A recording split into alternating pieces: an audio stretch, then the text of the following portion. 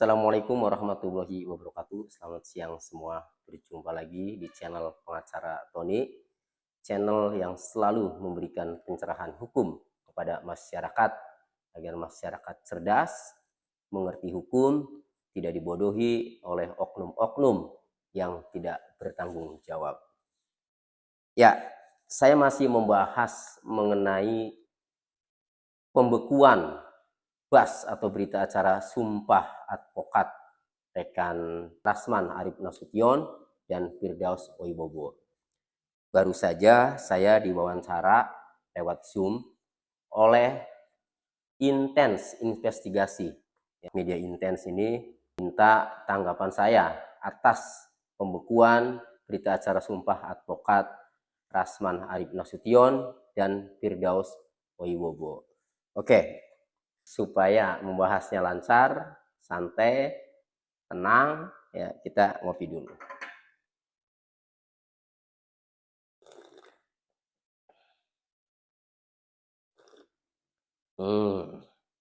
Luar biasa, nikmat banget. Oke, jadi kalau saya diminta tanggapan atas dibekukannya berita acara Sumpah Rasman Arif Nasution oleh Pengadilan Tinggi Ambon dan Firdaus Oibobo oleh Pengadilan Tinggi Banten, saya menanggapinya begini. Semua ini sampai berujung pada pembekuan berita acara Sumpah kedua rekan saya tersebut, ini menurut saya akibat dari ketidakpahaman hukum rekan saya Rasman Arif Nasution dan Firdaus Oibobo. Kenapa saya katakan ini akibat dari ketidakpahaman hukum? Karena dengan paham hukum, dengan paham aturan, itu akan mempengaruhi sikap kita. Orang menyuarakan dengan lantang, orang ngotot, itu biasanya karena keyakinan. Nah, keyakinannya itu biasanya menurutnya itu benar. Jadi keyakinan itu ya, tumbuh dari pengetahuan. Itu. Jadi sikap seseorang yang bersuara lantang, ngotot, ya, itu tentu karena saking yakinnya dan keyakinannya itu dipengaruhi oleh pengetahuan. Tindakannya itu jadi konyol dan berakibat berita acara sumpahnya itu dibekukan endingnya. Nah, saya akan bahas dari awal. Kasus ini kan bermula di Pengadilan Negeri Jakarta Utara, di mana sidang pidana kasus pencemaran nama baik dengan terdakwa Rasman Arif Nasution, ya, di mana saat itu Rasman protes dengan keputusan atau penetapan majelis hakim di mana sidang dengan agenda pemeriksaan Hotman Paris sebagai saksi pelapor ya atau saksi korban ini dinyatakan tertutup, diputuskan tertutup. Padahal sidang sebelumnya dinyatakan terbuka. Itu yang kemudian membuat rekan Rasman jadi protes. Nah, seharusnya sebelum protes sampai kenceng, sampai berapi-api seperti yang kita saksikan sama-sama, ya. Seharusnya Rasman ini mempelajari dulu apakah dirinya mempunyai hak untuk meminta agar majelis hakim diganti. Rasman ini kan dalam perkara pencemaran nama baik tersebut, Rasman ini kan sebagai terdakwa. Sebagai terdakwa, hak terdakwa itu diatur di dalam KUHP. Nih, saya bacakan KUHP-nya. Ini KUHP sudah lama banget nih sampai begini. Nih, diatur di dalam KUHP ya. Hak terdakwa itu banyak. Saya akan bacakan yang masih relevan dengan terdakwa Rasman Arif Nasution, di mana terdakwa ini tidak ditahan, ya, tidak dilakukan penahanan. Pasal 51 KUHP huruf B. Terdakwa berhak untuk diberitahukan dengan jelas dalam bahasa yang dimengerti olehnya tentang apa yang didakwakan kepadanya. Jadi terdakwa itu berhak untuk diberitahu dengan jelas apa yang didakwakan terhadap dirinya. Kalau belum jelas, ya berhak untuk menanyakan sampai terdakwa itu memahami apa yang didakwakan terhadap dirinya, perbuatan pidana apa yang didakwakan. Itu. Nah, kemudian dalam pasal 52 KUHP, dalam pemeriksaan pada tingkat penyidikan dan pengadilan, tersangka atau terdakwa berhak memberikan keterangan secara bebas kepada penyidik atau hakim. Artinya, terdakwa ini berhak untuk memberikan keterangan secara bebas. Arti secara bebas itu tidak ada tekanan, tidak ada larangan, ya, bahkan tidak ada pembatasan. Sampai terdakwa benar-benar puas untuk menyampaikan keterangannya. Nah, kemudian pasal 53 KUHP ayat 1. Dalam pemeriksaan pada tingkat penyidikan dan pengadilan, tersangka atau terdakwa berhak untuk setiap waktu mendapat bantuan juru bahasa sebagaimana dimaksud dalam pasal 177. Artinya, terdakwa ini jika tidak mengerti dengan bahasa yang disampaikan dalam persidangan, itu berhak untuk mendapatkan bantuan juru bahasa. Misalnya terdakwa tidak mengerti bahasa Indonesia, maka terdakwa berhak mendapatkan bantuan juru bahasa yang dimengerti oleh terdakwa. Kemudian ayat 2-nya, dalam hal tersangka atau terdakwa bisu dan atau tuli diberlakukan ketentuan sebagaimana dimaksud dalam pasal 178. Artinya, bila mana terdakwa itu bisu atau tuli yang tidak memahami kalimat atau kata-kata yang disampaikan jaksa penuntut umum, penasihat hukum, hakim, maka terdakwa yang bisu atau tuli ini berhak mendapatkan bantuan saksi yang bahasanya dimengerti oleh terdakwa. Dan hakimnya juga wajib mengangkat saksi yang bahasanya itu bisa dimengerti oleh terdakwa. Nah, kemudian pasal 54 KUHP. Guna kepentingan pembelaan, tersangka atau terdakwa berhak mendapatkan bantuan hukum dari seorang atau lebih penasihat hukum selama dalam waktu dan pada setiap tingkat pemeriksaan menurut tata cara yang ditentukan dalam undang-undang ini. Jadi, di dalam persidangan pun apabila terdakwa itu belum mempunyai penasihat hukum, ya, terdakwa ini berhak mendapatkan bantuan hukum dari seorang penasihat hukum atau lebih. Nah, kemudian dalam pasal 63 KUHP, tersangka atau terdakwa berhak menghubungi dan menerima kunjungan dari rohaniwan. Nah, ini kalau terdakwanya ditahan, berhak menerima kunjungan dari rohaniwan. Kalau rasman kan tidak ditahan, sehingga kunjungannya ya paling ke rumah rohaniwannya kan. Nah, kemudian pasal 64, terdakwa berhak untuk diadili di sidang pengadilan yang terbuka untuk umum. Nah, terdakwa berhak untuk diadili di sidang yang terbuka untuk umum. Nah, itu hak terdakwa untuk disampaikan. Tetapi kalau meminta untuk mengganti majelis hakim, itu bukan hak terdakwa, ya. Nah, kemudian pasal 65. Tersangka atau terdakwa berhak untuk mengusahakan dan mengajukan saksi dan atau seseorang yang memiliki keahlian khusus guna memberikan keterangan yang menguntungkan bagi dirinya. Nah, ini artinya terdakwa itu berhak untuk menghadirkan saksi yang meringankan atau ahli yang menguntungkan bagi diri terdakwa. Ya, itu diantaranya hak-hak terdakwa yang masih relevan dengan terdakwa Rasman Arif Nasution yang tidak dilakukan penahanan atas perkara pencemaran nama baik. Nah, jadi kalau saya baca ketentuan yang diatur di dalam KUHP ini, tidak ada hak terdakwa untuk meminta ganti majelis hakim. Jadi kesimpulannya, Rasman selaku terdakwa itu tidak mempunyai hak untuk meminta mengganti majelis hakim. Nah, seharusnya kalau Rasman paham bahwa terdakwa tidak mempunyai hak untuk meminta ganti majelis hakim, maka seharusnya sikapnya itu jangan kencang-kencang. Nah, makanya inilah yang saya katakan, ya, pemahaman hukum itu penting Karena untuk menentukan sikap kita mau kenceng atau mau slow. Nah, kita mau ngotot atau tidak.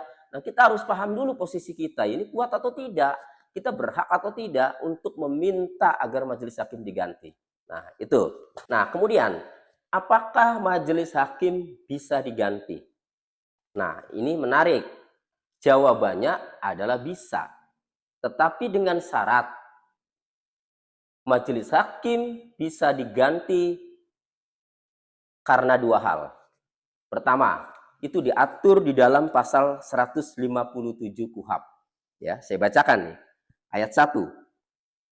Seorang hakim wajib mengundurkan diri dari mengadili perkara tertentu apabila ia terikat hubungan keluarga, sedarah, atau semenda sampai derajat ketiga.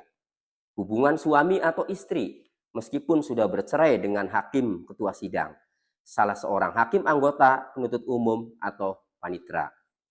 Ayat 2. Hakim ketua sidang, hakim anggota, penuntut umum, atau panitera wajib mengundurkan diri dari menangani perkara apabila terikat hubungan keluarga sedarah atau semenda sampai derajat ketiga atau hubungan suami atau istri meskipun sudah bercerai dengan terdakwa atau dengan penasehat hukum. Kemudian ayat 3-nya, jika dipenuhi ketentuan ayat 1 dan ayat 2, mereka yang mengundurkan diri harus diganti. Dan apabila tidak dipenuhi atau tidak diganti, sedangkan perkara telah diputus, maka perkara wajib segera diadili ulang dengan susunan yang lain.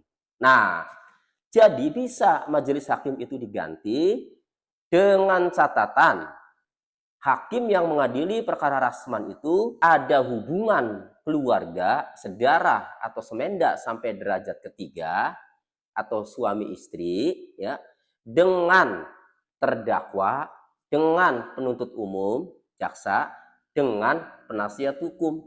Jika ada, ya itu hakim bisa diganti.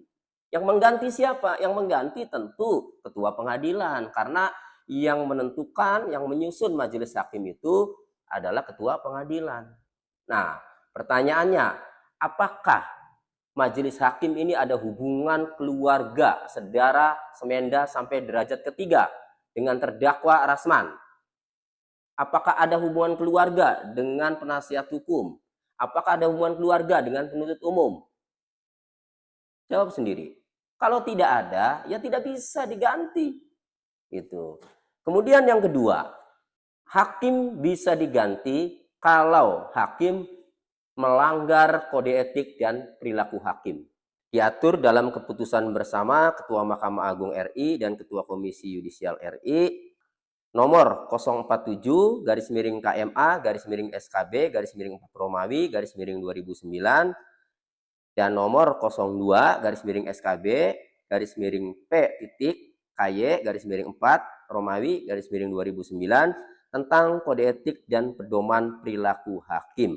Di antaranya adalah hakim wajib tidak memihak baik di dalam maupun di luar pengadilan dan tetap menjaga serta menumbuhkan kepercayaan masyarakat pencari keadilan.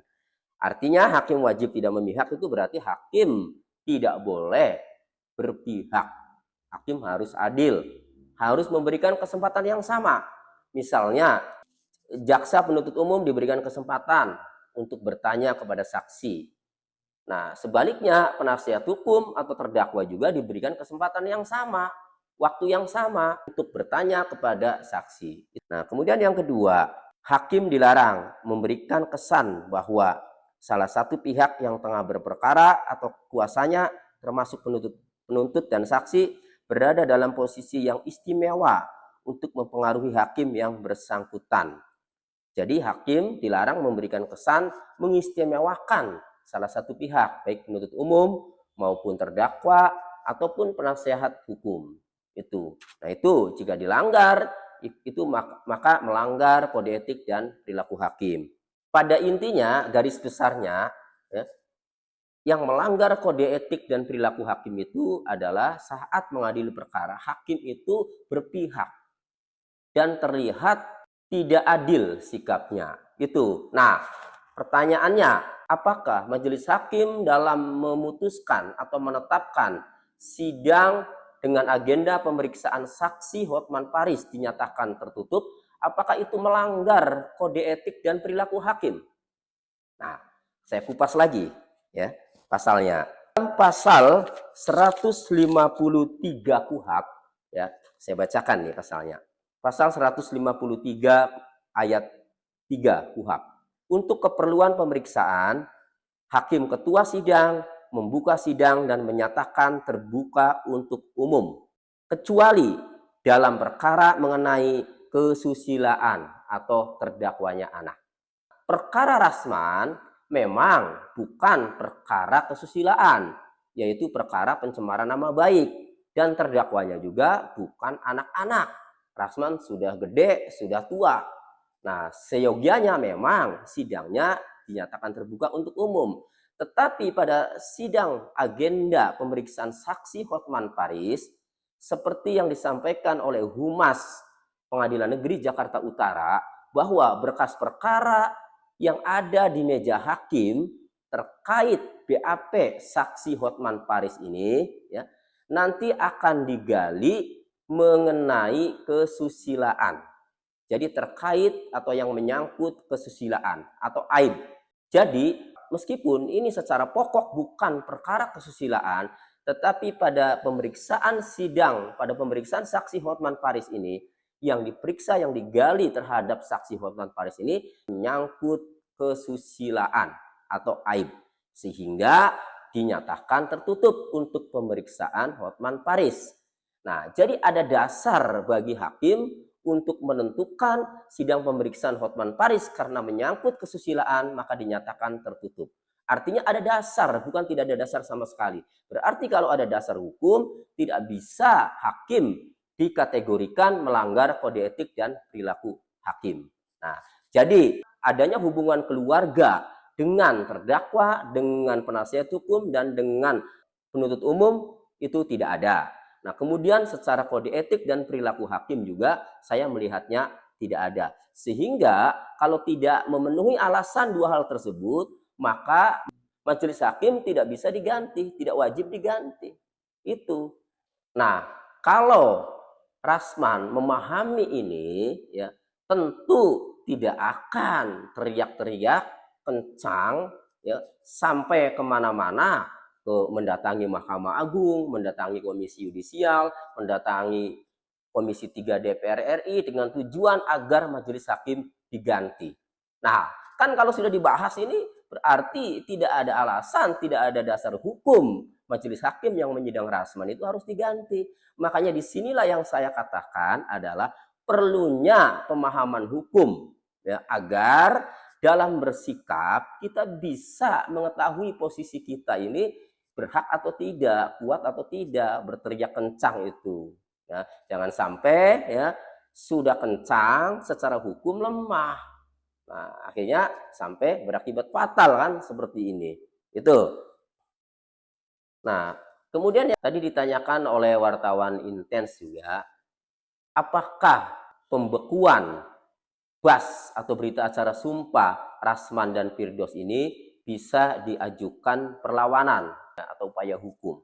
Nah, untuk membahas itu, saya akan mengklasifikasikan dua hal.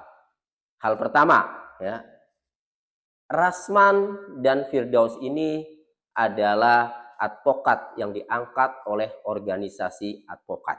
Saya mempelajari penetapan Ketua Pengadilan Tinggi Ambon tentang pembekuan berita acara pengambilan sumpah Rasman Arief Nasution. Di dalam pertimbangannya bahwa Rasman ini ya sudah dipecat oleh organisasi advokat pada tanggal 15 Juli 2022. Nah, pemecatan Rasman dari organisasi advokat Kongres Advokat Indonesia yang mengangkatnya saat itu, Rasman ini mengetahui hal ini, bahkan bercerita ke media bahwa dirinya itu dipecat dari KAI itu sudah lama dan bahkan sekarang terjadi katanya kepada Firdaus, ya kan begitu. Nah, kalau Rasman sudah mengetahui sejak lama dipecat, seharusnya kalau tidak terima atau melakukan upaya hukum, ya maka Rasman harus lakukan seharusnya jangan kemudian pindah ke organisasi advokat lain. Nah, menurut keterangan Rasman, sejak diberhentikan oleh Kongres Advokat Indonesia, Rasman kemudian pindah ke organisasi advokat lain, yaitu organisasi advokat Peradi Bersatu. Nah, sehingga dengan berpindahnya Rasman ke organisasi advokat lain, yaitu ke Peradi Bersatu, maka Rasman secara otomatis, Rasman sebagai anggota organisasi advokat Peradi Bersatu. Nah, jika Rasman sudah pindah organisasi advokat lain, maka sama saja Rasman melepaskan haknya untuk menuntut atau tidak terima dengan Kongres Advokat Indonesia yang telah memecatnya. Karena kalau sudah jadi anggota organisasi advokat lain, maka kalaupun menggugat juga, dia tetap seorang advokat. Yang namanya menggugat itu kan kerugiannya, ya. Akibat tindakan Kongres Advokat Indonesia, saya tidak lagi menjadi advokat.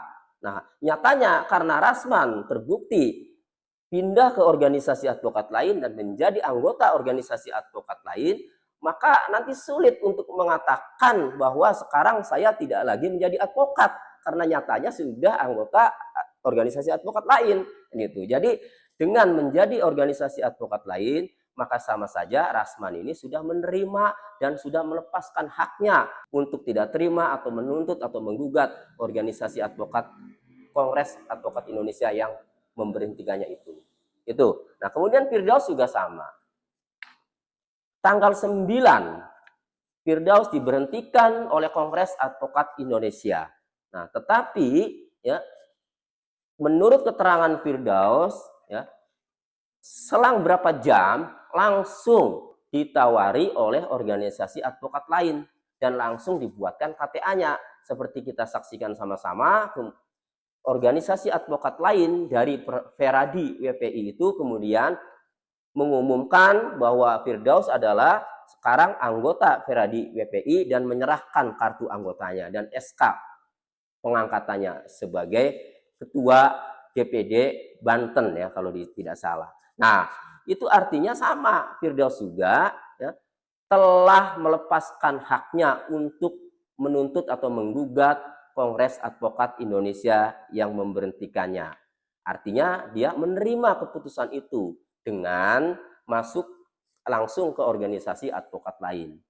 Nah, jadi Rasman dengan Firdaus ini menurut saya ya, ini sudah tidak bisa lagi menggugat atau tidak terima dengan keputusan Kongres Advokat Indonesia yang memberhentikan kedua rekan advokat tersebut. Itu. Nah, kemudian hal yang kedua adalah apakah bisa menggugat atas penetapan Ketua Pengadilan Tinggi Ambon dan Ketua Pengadilan Tinggi Banten yang telah membekukan berita acara sumpah Rasman Arief Nasution dan Firdaus Oiwobo. Menurut saya, kalau saya cermati dari penetapan Ketua Pengadilan Tinggi Ambon tentang pembekuan berita acara pengambilan sumpah advokat atas nama Rasman Arief Nasution, nah, di sini dijelaskan bahwa pertimbangannya diantaranya Rasman ini sudah diberhentikan oleh Kongres Advokat Indonesia pada tanggal 15 Juli 2022 dan saudara Firdaus juga sudah diberhentikan oleh Kongres Advokat Indonesia ya. Namun keduanya ini tidak melakukan upaya hukum ya, tidak menggugat ataupun tidak melakukan upaya-upaya yang dirinya itu tidak terima atas pemecatan tersebut. Malah dua orang ini ya pindah ke organisasi advokat lain.